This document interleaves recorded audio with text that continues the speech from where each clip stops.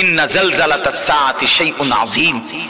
আল্লাহ বলে, বান্দা ইসরাফিল যখন ফু দিবে জমিনের মধ্যে ভূমিকম্প শুরু হবে, আর সেটা বড়ই ভয়ানক হবে। ইয়াউমা তারাউনাহা তাদহালু কুল্লু মুরদিআতিন আম্মা আরদাআত। যে মা তোর কোলের বাচ্চাকে দুধ খাওয়াইতেছিল, আদরের সেই বাচ্চাকে মা ইসরাফিলের ফু দিলে আর কিয়ামত শুরু হলে ভয়ে আতঙ্কে ছুটাছুটি করতে গিয়ে মা আপন সন্তান কোল থেকে ছুঁড়ে ফেলে দেবে। কোরআন শরীফের আয়াত। ওয়া তাদাউ কুল্লু যাতি হামলিন হামলাহা। যে মা 9 মাস সন্তানকে গর্ভে পেটে বাচ্চা ছিল, ইসরাফিল ফু দিলে সেই মা এভাবে পাগলের মতো দৌড়াবে, গর্ভের বাচ্চা নিজে নিজে বের হয়ে যায়। এটা কোরআন শরীফের আয়াত। ওয়া তারান নাসা সুকারা। সব মানুষ মাতাল হয়ে যাবে। ওয়া মা হুম বিসুকারা। আল্লাহ বলেন আসলে কেউ মাতাল নয়, সব মাথা ঠিক আছে, এমনিতেই দৌড়াইতেছে। যদি বলেন কেন এমন দৌড়াচ্ছে, আল্লাহ বলেন ওয়ালাকিন্না আযাবাল্লাহি শাদীদ। লোকগুলো বুঝে ফেলছে আল্লাহর আযাব বড় ভয়ানক, আল্লাহর শাস্তি বড় ভয়ানক। এজন্য বন্ধু আমার, দিন শেষে কিন্তু এটাই সত্য, তুমিও থাকবা না, জগতও থাকবে না। এই হাসি কান্না কোনোটাই থাকবে না, এই আলো অন্ধকার কোনোটাই থাকবে না, এই রোদ বৃষ্টি কোনোটাই থাকবে না, এই আসমান জমিন কোনোটাই থাকবে না। ফাইদা বারিকাল বাসার ওয়া খাসাফাল কামার ওয়া জুমিআশ শামসু ওয়াল কামার। চোখ ধাঁধা লাগা যাবে, ধাঁধা, হায় হায় কি হচ্ছে। তো আল্লাহ তাআলা বলেন আসমান ভাঙবে, জমিন ভাঙবে, পাহাড়গুলো তুলার মতো উড়বে, সাগর নদীর পানিগুলো টকবক করে উতরাইতে থাকবে, লোকেরা শুধু চিৎকার করবে হায় হায় কি হচ্ছে। খুব হেভি পাইলিং, খুব মজবুত হয়েছে পাইলিং। আমার একজনে বলতেছে, হুজুর একেবারে সবচেয়ে বড় বিসিএস ইঞ্জিনিয়ার, উনি বলছে 5টা করে রড দিতাম, আমি বেড়ারে না জানাই আরো একটা বাড়াই দিছি। বেড়া বেড়া একটা বেড়া একটা বেড়া ইঞ্জিনিয়ার ফেল হেবাটার কাছে, ওটা কি খামখেয়ালি কথা? আমি বলছি আমিও হেমিয়ারে উনারাই বলছি আপনি একটা বেড়ায়, আপনি একটা বাড়াইয়া দিছেন, আপনারই সূত্রের মধ্যে বান্ধিয়ে লাইতেন রডের লগে। মানে এত মজবুত হয়েছে যে ইঞ্জিনিয়ারের বাপ ফেল। হাবড়া বুঝছে। হযরত মাওলানা তারেক জামিল সাহেব বলছিলেন, তিনি বলেন এই বন্ধু, যে মাটির উপরে ভরসা করে তুমি এত মজবুত পাইলিং করছো, ওই মাটিকে একবার জিজ্ঞেস করো না যে মাটি তুমি স্থায়ী কিনা, তুমি টেকসই কিনা, তুমি মজবুত কিনা। মাটি চিৎকার করে বলবে প্রিয় বন্ধু আমি টেকসই না, আমি স্থায়ী না, আমি মজবুত না। ইসরাফিল ফু দিলে ইদা রাজ্জাতিল আরদু রাজ্জা, আমি মাটি রেজা রেজা পাউডার পাউডার হয়ে যাব।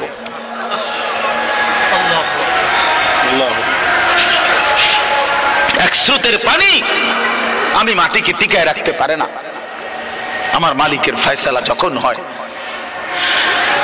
এজন্য আল্লাহ তাআলা বলেন হায় বান্দা, মাল এভাবে পছন্দ করে ফেললা, দুনিয়ার এভাবে শক্ত করে ধরলা। কাল্লা, এবার শুনেন, কাল্লা ইদা দুক্কাতিল আরদু দাক্কান দাক্কা। এই আর 10 মিনিট আছে, 10 মিনিটে 10 আয়াতের তরজমা শুনেন। এই সূরার 10টা আয়াত পড়ছি আমি। কাল্লা ইদা দুক্কাতিল আরদু দাক্কান দাক্কা। সাবধান বান্দা, দুনিয়াকে ভালোবেসে বড় বেশি ভুল করলা, ভুল করলা বান্দা। ইদা দুক্কাতিল আরদু দাক্কান দাক্কা, একদিন দেখবা এই জমিন চূর্ণ বিচূর্ণ হয়ে যাবে। পাথরে যেভাবে ভাঙ্গা চূর্ণ বিচূর্ণ করে, এইভাবে জমিন ও আসমানকে আমি আল্লাহ তাআলা চূর্ণ বিচূর্ণ করে ফেলব। এরপরে আল্লাহ বলেন হাসরের মাঠ কায়েম হবে। ওয়াজা রাব্বুকা, তোমার রব মালিক আল্লাহ তাআলা তিনি আগমন করবেন, উপস্থিত হবেন হাসরের মাঠে। কিভাবে? আল্লাহ তাআলা তার শান অনুপাতে। ওয়াল মালাকু সাফফান সাফফা, কোটি কোটি ফেরেশতা হাসরের ময়দানে লাইন ধরে সারিবদ্ধভাবে দাঁড়াবে। এই আপনি শুধু কথাটা বোঝেন, ছেলেরা ভাইয়া বুঝো যে হাসরের মাঠ কায়েম হবে। আদম থেকে রাসূলুল্লাহ সাল্লাল্লাহু আলাইহি সাল্লামের পর্যন্ত যত আম্বিয়া কেরাম রাসূলুল্লাহ সাল্লাল্লাহু আলাইহি ওয়াসাল্লাম থেকে ইসরাফিলের ফু পর্যন্ত যত ইনসান সকলেই এক মাঠে দাঁড়াবে। আদম থেকে ইসরাফিলের ফু পর্যন্ত মহান আল্লাহ পাক উপস্থিত হবেন। কোটি কোটি ফেরেশতারা সারিবদ্ধভাবে দাঁড়াবে। আল্লাহ বলে ঠিক এই মুহূর্তে হাসরের মাঠে এই অবস্থায় ওয়াজিআ ইয়াউমাইদিন বিজাহান্নাম, ফেরেশতারা জাহান্নামকে টেনে 70,000 আগুনের শিকল দিয়ে বেঁধে জাহান্নামকে টেনে হাসরের ময়দানে এনে হাজির করবে। এই যে এখন ওই যেখানে দেখেন তাকায়া সাউন্ড বক্স, এটা আমরা সবাই দেখেন না, মনে করেন এইখানে আইনা রাখছে, সবাই নজরে তাকাইছে জাহান্নামের ভিতর থেকে। ঠিক ওই মুহূর্তে নবীজি বলেন এর আগ পর্যন্ত, এই জাহান্নামকে উপস্থিত করার আগ পর্যন্ত হাসরের ময়দানে সবাই চুপ থাকবে, কোন শব্দ করবে না, লা ইয়াতাকাল্লামুন। কিন্তু যখন জাহান্নামকে আনবে, জাহান্নামের ভিতর থেকে আগুনের এক বিকট চিৎকার, তীব্র আওয়াজ বের হবে। আল্লাহর কসম, গোটা হাসরবাসী একসাথে এই আওয়াজ শুনে চিৎকার দিয়ে বলবে ইয়া রব্বি নাফসি নাফসি, হায় মাওলা আমারে বাঁচান, আমারে বাঁচান, এই জাহান্নাম থেকে আমারে বাঁচান। জাহান্নাম, রাসূলুল্লাহ সাল্লাল্লাহু আলাইহি সাল্লাম বলেন ইব্রাহিম আলাইহিস সালাম ওনার ছেলে ইসমাঈলকে চোখে দেখবে, কিন্তু বলবে ইয়া রব্বি নাফসি নাফসি, আল্লাহ আমাকে বাঁচান। ওরে ওটাও বুঝো। ইয়াকুব আলাইহিস সালাম ইউসুফ আলাইহিস সালামকে দেখবে, মনে করেন ইয়াকুব আলাইহিস সালামকে বলবে ওই যে আপনার ছেলে ইউসুফ দুনিয়ার হায়াতে 40 বছর যার জন্য আপনি কেঁদেছিলেন, সেই যে দাঁড়ায়। আল্লাহর কসম ইয়াকুব নবী বলবে ইয়া রব্বি নাফসি নাফসি, মাওলা আমারে বাঁচান। ইউসুফেরটা সে বুঝুক, ইউসুফেরটা সে বুঝুক। আল্লাহ তাআলা বলেন ইয়াউমাইদিন ইয়াতাযাক্কারুল ইনসান ওয়া আন্না লাহু যিকরা, সমস্ত নাফরমান পাপী তার পুরা জীবন দুনিয়ার হায়াত মনে পড়বে। ওয়া আন্না লাহু যিকরা, সব বুঝে আসবে। লাতারাবুন্নাল জাহিম, জাহান্নামকে সচক্ষে দেখে সব মনে পড়বে, সব বুঝে আসবে। ওয়া আন্না লাহু যিকরা, কিন্তু আল্লাহ বলেন বলো না বান্দা মনে পড়ে কি লাভ হবে। প্রিয় বন্ধু বলো না, আজকে তোমরা যারা নামাজ পড়ো না কি বলবা সেদিন, কেন নামাজ পড়লা না? এই পৃথিবীর কত বন্ধুর কত প্রয়োজন পূরণ করলা, পরম বন্ধু মহান আল্লাহ পাকের এটুকু কথা কেন পূরণ করলা না? কত ফালতু লোকের কত কথা মানলা, আর শ্রেষ্ঠতম মালিকের কথা কেন মানলা না ভাইয়া? এই ছেলেরা তোমরা যারা নামাজ পড়ো না, ভাই আমার বন্ধু আমার, কেন নামাজ পড়ো না? সারা দিন রাত নারী ছবি অশ্লীল দৃশ্য নিয়ে যাদের জিন্দেগি রাত দিন, প্রিয় ভাই কয়জন নারী দরকার? এই অসভ্য চরিত্রহীন দুশ্চরিত্র লম্পট বল বেটা নাফরমান, কত উলঙ্গ নারী দেখলে তোর শখ মিটবে? বেহায়া সন্তান, কত বেডি দরকার তোর? কি রে বেটা, পৃথিবীতে শুধু বেডির জন্যই জন্ম নিছ বেটা? ছি ছি ছি ছি বেটা, বেহায়া কোথাকার, নির্লজ্জ কোথাকার। নারীর জন্যই পৃথিবী, শুধু এই বেডিতে লাগে থাকার জন্যই জীবন। মহান আল্লাহ পাক এমন সুন্দর এক হায়াত দিছে শুধু এই নারীর জন্য না। এক একজনে ভালোবাসতে বাসতে জান শেষ হাতের, হ্যাঁ হাতের জান হাতের প্যান্ট শুদ্ধ করে যেতে আছে ভালোবাসতে বাসতে, পিছি দিয়ে প্যান্ট টান নিয়ে ধরন লাগে, মাজা নাই, কোমর নাই, শরীর নাই, যৌবন নাই, বেশরম। মানে আসল কথা হইল অসভ্যতায় গুনায় নিজের শরীর, নিজের যৌন সক্ষমতা, শরীরের স্বাস্থ্যগত সমস্ত সক্ষমতা সব শেষ করে দিছে। হ্যাঁ আমি খোলামেলা বলি, নওজওয়ান তোমাদের জন্য বলার কেউ নাই, চিল্লায় না কেউ, ফেরাইবার মানুষ কম। চরিত্র নষ্ট করছো, হারবাল কোম্পানি পোস্টার লাগাইয়া রাখছে। এত পোস্টার কেন হারবালের? হ্যাঁ লাল পোস্টার এগুলো এত ডিকা, ঘটনা কি? দেশে বাংলাদেশে কি যৌন সমস্যা কোনো মহামারী আকার ধারণ করছিল? কোন আন্তর্জাতিক গবেষণায় অথবা কোন দেশে কোন রাষ্ট্রীয় কোন গবেষণায় বলেন চুপ নিয়েই পড়ে আছে। কে মনে করাই দিবে কবর? দুনিয়া মনে করাবার তো লোকের অভাব নাই। এই মিয়া, দুনিয়া তো সবাই মনে করাই দিতেছে। কবর মনে করাবে কে বন্ধু? আখিরাত মনে করাবে এই 2-4 জন মোল্লা মুন্সি। এরাও যদি পৃথিবীতে না থাকে, আপনারা যদি এদের কেউ হারায় দেন, সরায় দেন, তো আপনাদেরকে আখিরাত মনে করাবে কে? কবর মনে করাবে কে? দুনিয়া বুঝাবার জন্য তো লোকের অভাব নাই। একটা মাহফিলে আমি যদি এখন বলি আসেন আজকে যেহেতু আমাকে দাওয়াত দিছে, সবাই মনোযোগ দিয়ে শুনেন একটি অটো কিভাবে চালাইতে হয়, আজকে আমার আলোচ্য বিষয়। তো এটা বললে মানুষ হাসি দিবে না? কথা বলেন না কেন? ব্যাককল হুজুর অটো কেমনে চালাইতে হয় এটা কোনের লেগে নিয়ে আপনার এনে দাওয়াত দিই। তো তাহলে আপনি দেখুন আমগো যে আমরা দুনিয়া বুঝাইতাম, তো আমি তো বুঝাইতাম চাইছিলাম, আপনি আসলেন কেন?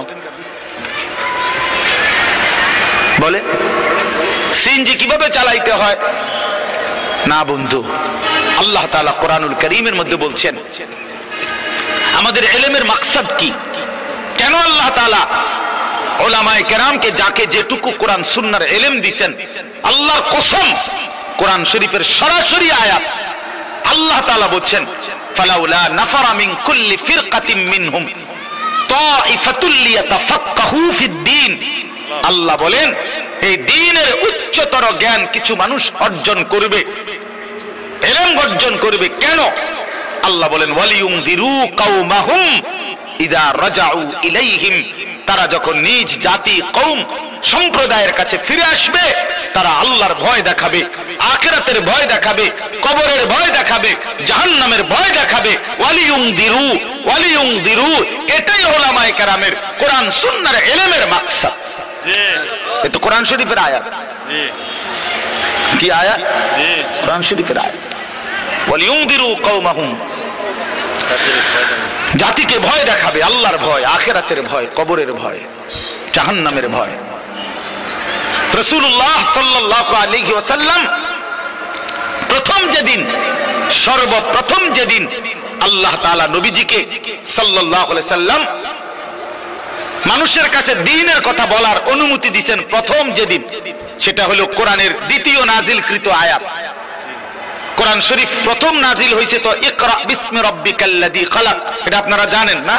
5টা আয়াত।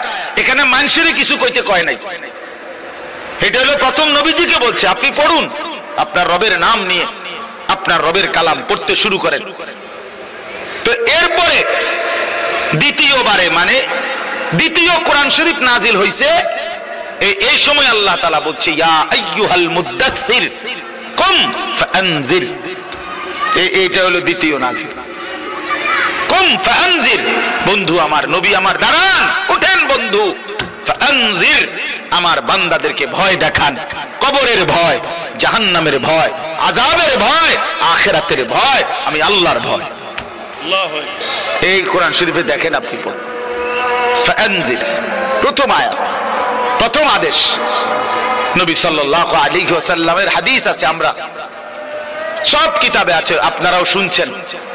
নবীজি সাল্লাল্লাহু আলাইহি সাল্লাম সর্বপ্রথম যেদিন মক্কার কুরাইশ নিজ কওমকে একটি পাহাড়ের টিলার উপরে সবাইকে ডাকছে, ডাইকা সবাইকে সর্বপ্রথম যেদিন কালেমার দাওয়াত দিছে, ইসলামের দাওয়াত প্রথম যেদিন পেশ করছে, সেদিন নবীজি এই কথা স্পষ্ট বলছে, একেবারে ওই হাদিস স্পষ্ট আছে, ইন্নী নাযীরুন লাকুম বাইনা ইয়াদাই আযাবুন শাদীদ, হে আমার জাতি, আমি তোমাদেরকে ভয় দেখাচ্ছি একটি ভয়ানক, কঠোর, অত্যন্ত মর্মান্তিক আযাবের, যেটা কবরের, জাহান্নামের, আখিরাতের। তোমরা সেই আযাব থেকে বাঁচার জন্য কুলু লা ইলাহা ইল্লাল্লাহ তুফলিহুন, সবাই আল্লাহর কালেমা পড়ো, লা ইলাহা ইল্লাল্লাহ পড়ো, তাহলে নিশ্চিত কামিয়াব হবে, ওই আযাব থেকে বেঁচে জান্নাতি হয়ে যাবে। বাপ আমার, বন্ধু আমার, আমরা আপনাদেরকে আখিরাত মনে করাইলাম, আমরা আপনাদেরকে কিয়ামত মনে করাই, কবরের কথা মনে করে। এই মাহফিল মাকসাদ, এটাই মাকসাদ অন্যতম, এটা গুরুত্বপূর্ণ মাকসাদ আমাদের জিন্দেগি। এই ওয়াজ মাহফিল, এই জুমার খুতবা, চারিদিকের এই মাদ্রাসাগুলোর পড়ালেখার ফিকির, মসজিদ, মাদ্রাসা, আল্লাহওয়ালা, আউলিয়া ইজাম, উলামায়ে কেরাম, মুহাদ্দিসিনে কেরাম, মুফাসসিরিনে কেরাম, সবার এই সম্মিলিত যা আয়োজন, দ্বীনি যত আয়োজন সবকিছুর মাকসাদ আখিরাত। বলেন না কি? বলো না ভাই, কি? আখিরাত। দুনিয়া না, দুনিয়া সাজাইতে হয় না, দুনিয়া মালিক এমনিই দেন। কোরআন শরীফে আছে কুলু ওয়া তামাত্তাউ কালিলান ইন্নাকুম মুজরিমুন। আল্লাহ বলে নাফরমান, পাপী, নাফরমানি অবস্থাতেই অসুবিধা নাই, আমার দুনিয়া ভোগ করো, আমার দুনিয়া খাও কিছুক্ষণের জন্য, শুধু এদ্দুর মনে রাখবা তুমি নাফরমান। ওয়াইলুন ইয়াউমাইদিল লিল মুকাদ্দিবিন, সেদিন হাসরের ময়দানে তোমার জন্য অপেক্ষা করছে জাহান্নাম।